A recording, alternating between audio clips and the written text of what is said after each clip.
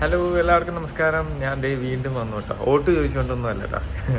കുറേ പേരൊക്കെ എനിക്ക് മെസ്സേജ് അയച്ചു, ചേട്ടാ ഈ വോട്ട് ചോദിച്ചുകൊണ്ടുള്ള വീഡിയോ ഇടല്ലേ, ഞങ്ങൾ വെറുപ്പിക്കല്ലേ എന്ന് പറഞ്ഞുകൊണ്ട്. അപ്പം ഞാനും വിചാരിച്ചു എന്തിനാ അപ്പം അങ്ങനെ ഇടുന്നതെന്ന്. പക്ഷെ എൻ്റെ ഇതിൻ്റെ എന്താണെന്ന് വെച്ച് കഴിഞ്ഞാൽ, എൻ്റെ വൈഫിന് ഞാനല്ലേ ഏറ്റവും കൂടുതൽ സപ്പോർട്ട് കൊടുക്കണ്ടേ. ഇപ്പം അവളുടെ വീട്ടുകാരും എൻ്റെ വീട്ടുകാരും എല്ലാവരും സപ്പോർട്ട് ചെയ്യുന്നുണ്ട്. എങ്കിലും എൻ്റെ വൈഫിന് ഇപ്പം ഞാൻ സപ്പോർട്ട് ചെയ്യണില്ല. അപ്പം അതുകൊണ്ടാണ് ഞാൻ ചോദിച്ചെന്നുള്ളൂ. കാരണം ഈ മറ്റേ ഇവർ നോമിനേഷൻ ലിസ്റ്റ് ഇടുമല്ലോ തിങ്കളാഴ്ച, അന്ന് മുതലേ ടെൻഷനാണ്. പിന്നെ വോട്ട് ചോദിച്ച് നടക്കണ്ട. ഇങ്ങനെ രാവിലെ എല്ലാ ദിവസവും സെറ്റിൽ വരുന്നതേ ഓരോ ആൾക്കാരുടെ കയ്യിൽ നിന്ന് മൊബൈൽ മേടിച്ച് വോട്ട് ചെയ്യും. ഇതാണ് പരിപാടി. പിന്നെ അവർ വരുമ്പോഴത്തേക്കും തന്നെ കൂടുതലും കുറേ ആൾക്കാർ വോട്ട് ചെയ്യും കേട്ടോ. പിന്നെ എൻ്റെ കുറേ ഫ്രണ്ട്സ് ഉണ്ട്. കുറേ ഫ്രണ്ട്സ് എന്ന് പറഞ്ഞു കഴിഞ്ഞാൽ അവരെല്ലാം ഭയങ്കര സപ്പോർട്ടാണ്.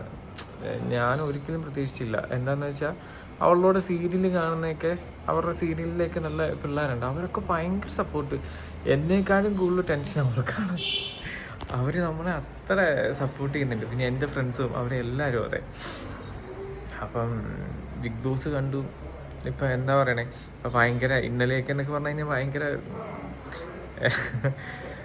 അടി പിടി, എന്താ ഒരു രക്ഷയില്ലാത്തിട്ട്. പിന്നെ അതിൻ്റെ അകത്ത് കുറേയൊക്കെ എനിക്ക് തോന്നി പറയേണ്ടാത്ത കാര്യങ്ങളുണ്ടായിരുന്നു എന്ന്. പക്ഷെ കുറേ പേരൊക്കെ പറഞ്ഞു അതൊന്നും കാര്യമില്ല, അത് ഓരോ ആൾക്കാരുടെയും ഗെയിം പ്ലാൻ അല്ലേ. പിന്നെ എന്താണെന്ന് വെച്ച് കഴിഞ്ഞാൽ ഇത്രയും ദിവസമായി പറഞ്ഞേ ഭയങ്കര ബോറിങ് വീട്ടിലിരുന്ന് കഴിഞ്ഞിട്ട്. പിന്നെ ദൈവം സഹായിച്ച് കൂടുതൽ ദിവസം വർക്കുണ്ടായിരുന്നു കേട്ടോ. അല്ലെങ്കിൽ നമ്മളിങ്ങനെ തനിച്ചിരിക്കുന്ന ദിവസങ്ങളൊക്കെ ആകുമ്പോഴത്തേക്കും അവളില്ലാതെ വരുമ്പോൾ ഭയങ്കര മിസ്സാവുള്ളൂ. കാരണം ഇതിപ്പോൾ രാവിലെ 6:30-ക്ക് എണീറ്റ് 6-6:15-നൊക്കെ എണീറ്റ് 7 മണിയാകുമ്പോൾ വീട്ടിൽ നിന്ന് പോരണം. പിന്നെ വീട്ടിൽ വരുമ്പോഴത്തേക്കും 10:30 10:45 ആവും. അപ്പം ബാക്കി ടൈമിൽ ഇരുന്ന് വീണ്ടും ബിഗ് ബോസ് കാണും. ഫ്രീ ഉള്ള ടൈമിൽ ഇരുന്ന് ബിഗ് ബോസ് കാണും. ഫുൾ ടൈം ലൈവ് ഇതാണ്. അപ്പോൾ സാറ് ഇവിടെയുള്ള ആൾക്കാരൊക്കെ ചോദിച്ചു എനിക്കെന്നെ ഭ്രാന്താണോ. ഇത് തന്നെ കണ്ടോണ്ടിരിക്കും. ഞാൻ ബിഗ് ബോസിന് ഒരു അഡിക്റ്റ് ആയിട്ടുള്ള ഒരാളേ അല്ലായിരുന്നു. പിന്നെ അത് അവളുള്ള കാരണം ഞാനിങ്ങനെ ബിഗ് ബോസ് ഇരുന്ന് കാണുന്നു. അവൾ എത്ര ദിവസം അവിടെ എത്ര നാളുണ്ടാവുമെന്ന് എനിക്കറിയില്ല. ഇനിയിപ്പോൾ 100 ദിവസം ഉണ്ടെങ്കിൽ 100 ദിവസം ഇരുന്ന് കാണും.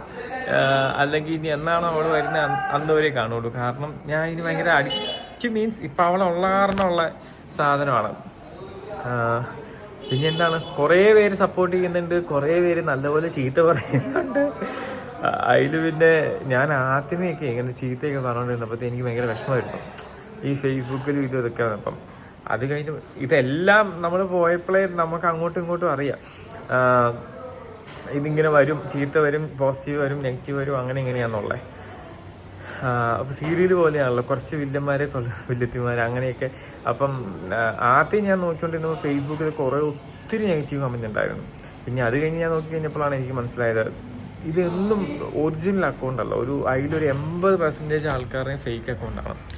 സായിപ്പും മാതാമയും പൂക്കളും അങ്ങനെയൊക്കെയുള്ള. അപ്പം പിന്നെ ഞാൻ വിചാരിച്ചു ഓരോ ആൾക്കാരുടെ PR വർക്കുകളല്ലേ, അപ്പം അവർക്ക് അവരുടെ ജോലി ചെയ്യാണല്ലോ, ആയിക്കോട്ടെ. ഇപ്പം ഞാൻ അത് കാരണം ഇപ്പം കമൻറ്റും മെസ്സേജൊന്നും നോക്കുന്നില്ല, യൂട്യൂബ് നോക്കുന്നില്ല.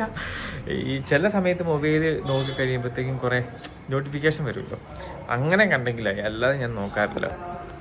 അപ്പം എന്താണ് പറയണേ, ചില ആൾക്കാരൊക്കെ പാരഗ്രാഫ് പോലെയൊക്കെ. ഇവർക്കൊക്കെ ഇത് എവിടെയാണ് പോയി ഇത്ര സമയമുള്ളത്? സത്യമായിട്ടുണ്ടല്ലോ, ഞാനൊന്നും എൻ്റെ ലൈഫിൽ ബിഗ് ബോസ് എന്നല്ല അല്ലാതെ ഒന്നിനും ഞാൻ അങ്ങനെ വലിയ കമൻ്റ് ഇട്ട് അല്ലെങ്കിൽ ഒന്നുമില്ല അടിപൊളി നല്ലത് കൊള്ളാം അല്ലെങ്കിൽ കൊള്ളൂല, അത്രേ ഉള്ളൂ. അതിൽ കൂടുതൽ ഒരു പാരഗ്രാഫ് പോലെയൊക്കെ ഈ കമൻ്റ് എഴുതുന്നതൊക്കെ ഞാൻ ആദ്യമായിട്ടാണ്. മീൻസ് ഞാൻ ഇതുവരെ ചെയ്യില്ല. അങ്ങനെയുള്ള ആൾക്കാർ ഒത്തിരി പേരുണ്ടെന്ന് എനിക്ക് മനസ്സിലായി. അത് എഴുതാൻ തന്നെ എന്തോരു നേരം വേണം, അത്രയൊക്കെ ഇങ്ങനെ എഴുതുന്നേ.